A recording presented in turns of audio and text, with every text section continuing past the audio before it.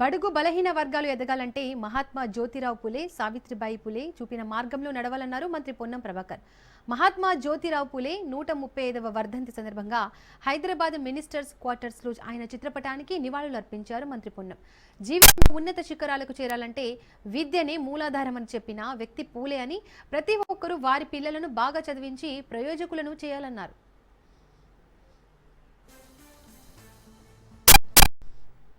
పూలే గారి 135వ వర్ధంతి సందర్భంగా వారికి ఘనంగా నివాళులు అర్పిస్తూ ఉన్నాం. ఈరోజు దేశవ్యాప్తంగా బడుగు బలహీన వర్గాలు ఎదగాలంటే జ్యోతిబా పూలే గారు, సావిత్రిబాయి పూలే గారు చూపిన మార్గంలో నడవాల్సిన అవసరం ఉంది. అందుకు విద్యనే మూలాధారం. కాబట్టి ప్రతి ఒక్కరూ వాళ్ళ పిల్లల్ని బాగా చదివించే ప్రయత్నం చేయాలని సందర్భంగా కోరుతూ వారు చూపిన మార్గం అదే. అదేవిధంగా ఐక్యంగా ఉండి సంఘటితంగా పోరాడమని చెప్తా ఉన్నారు. కాబట్టి తప్పకుండా జ్యోతిబా పూలే ఆశయాలను, ఆలోచనలను అమలు చేస్తూ బలహీన వర్గాల అభివృద్ధికి అన్ని రకాలుగా ముందుండాలని, దానికి తప్పకుండా అందరం కలిసి ముందుకు పోదాం.